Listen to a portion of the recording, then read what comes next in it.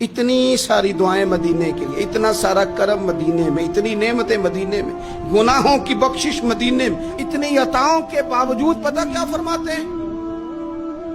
فرماتے ہیں اگر تم میں سے کوئی مدینے آئے اور اسے میرے مدینے میں کوئی تکلیف پہنچے، وہ مدینے کی کسی تکلیف اور مشقت پر اگر صبر کرے تو فرمایا وعدہ ہے میں قیامت میں اس کی سفارش کروں گا۔ اتنا کچھ دے کے، عطا کر کے، نواز کے، خود بھیک دے خود ہی کہے منگتے کا بھلا ہو، اتنا دے کے نا، اتنا عطا کر کے پھر بھی فرماتے ہیں او میرے شہر میں آنے والوں، اگر کوئی تکلیف پہنچ گئی تو صبر کر لینا، کوئی مشقت آ گئی تو صبر کر لینا، کسی نے دھکا دے دیا تو صبر کر لینا، کسی نے اگر دو بول سختی کے تم سے بولے تو صبر کرنا، اگر کسی کو تمہارا وہاں لوگوں سے ملنا آنا جانا اٹھنا بیٹھنا تمہاری طرف لوگوں کا نا کسی کو اچھا نہ لگا تو صبر کرنا، مجرم ہونا تو منہ اشکوں سے دھوتے ہوئے آؤ، آؤ در تواب پہ روتے ہوئے آؤ، قرآن میں موجود ہے توبہ کا طریقہ، سرکار کی دہلیز سے ہوتے ہوئے آؤ، آؤ حاجیو آؤ، شہنشاہ کا روضہ دیکھو، کعبہ تو دیکھ چکے ہو، اب کعبے کا بھی کعبہ دیکھ، غور سے سن تو رضا، کعبے سے بھی آتی ہے صدا،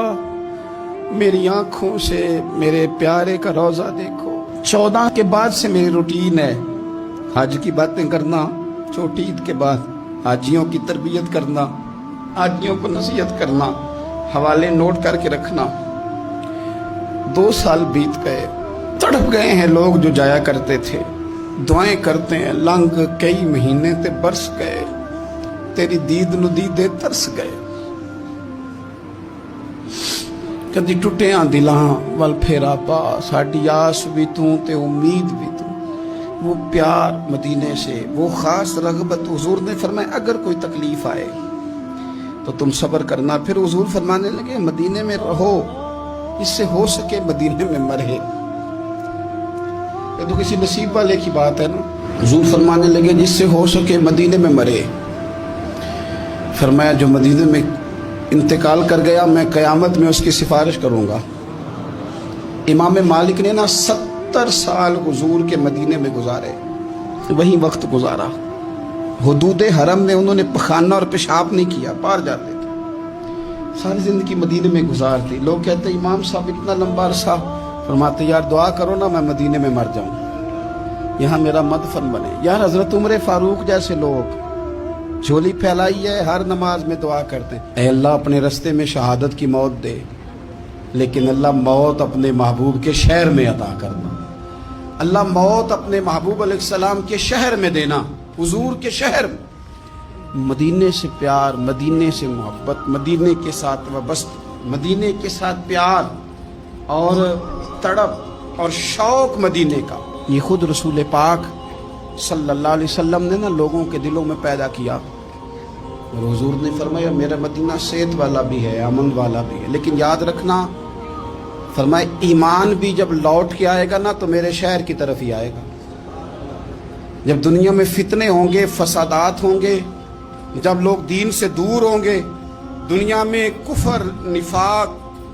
فسادات غلبہ کریں گے، حضور فرماتے ہیں جس طرح سانپ اپنی بل میں پناہ لیتا ہے اس طرح ایمان میرے مدینے میں سمٹ کر آ جائے گا، اس میرے شہر میں امن رہے گا۔ اور حضور فرمانے لگے میرا مدینہ تو بھٹی ہے، بھٹی،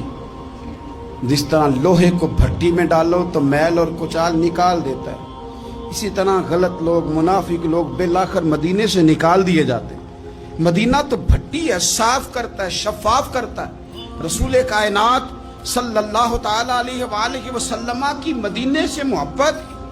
مدینے کے شہر کی ہر چیز سے حضور کا پیار۔ لوگوں نے تو پتھروں کے بارے میں کہہ دیا نا کہ اس کے سینے میں دل نہیں پتھر ہے، یہ تو پتھر کی طرح، پہاڑ کی طرح سخت ہے، پر مدینے کی یہ شان ہے کہ حضور نے فرمایا یہ احد ہے تو پہاڑ، پر کریم محبوب فرماتے ہیں یہ مجھ سے محبت کرتا ہے میں اس سے محبت کرتا ہوں۔ مدینے کے پتھر اور پہاڑ بھی رسول کریم سے پیار کرتے اور نبی پاک صلی